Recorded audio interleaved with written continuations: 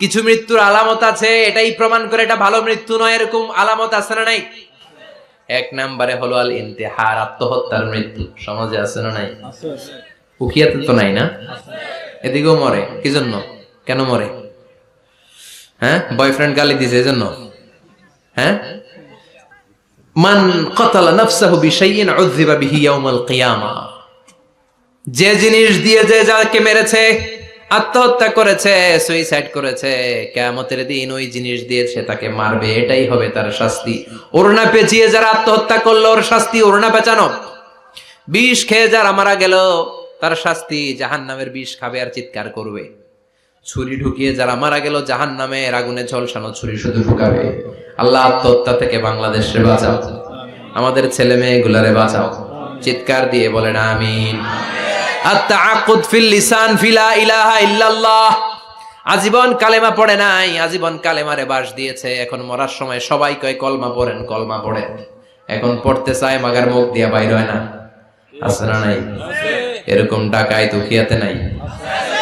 কলমা পড়তে পারে না, আটকায় যায়, মরে গেছে। এই মৃত্যুটা কি ভালো? কথা বলে ফি হালাতি শুরব, অনেকে মদ খাইতে খাইতে মরে।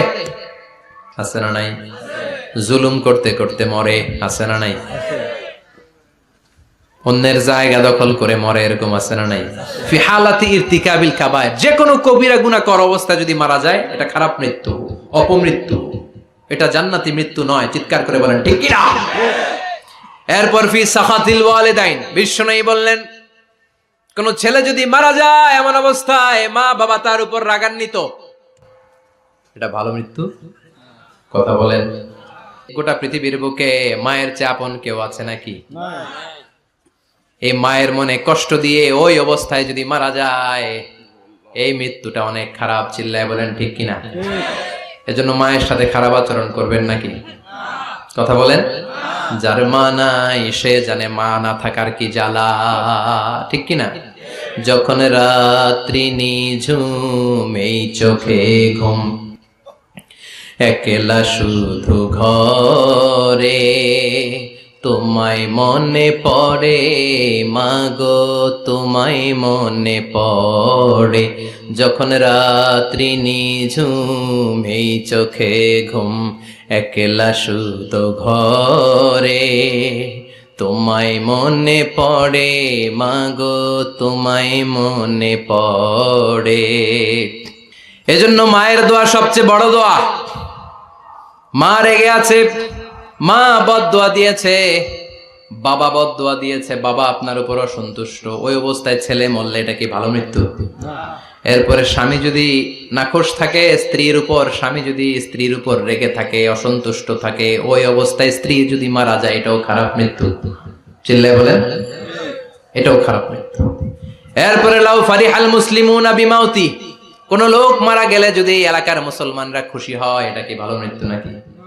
কোন লোক মারা গেলে এলাকার মুসলমানরা যদি আল্লাহর শুকরিয়া করে এটা কি ভালো মৃত্যু নাকি? আমরা কি ভালো মৃত্যু চাই নাকি খারাপ?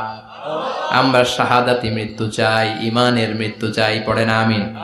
এজন্য রব্বুল আলামিন বলেন বাল তুসিরুনাল হায়াতাদ দুনিয়া ওয়াল আখিরাতু খায়রুন ওয়া আবকা।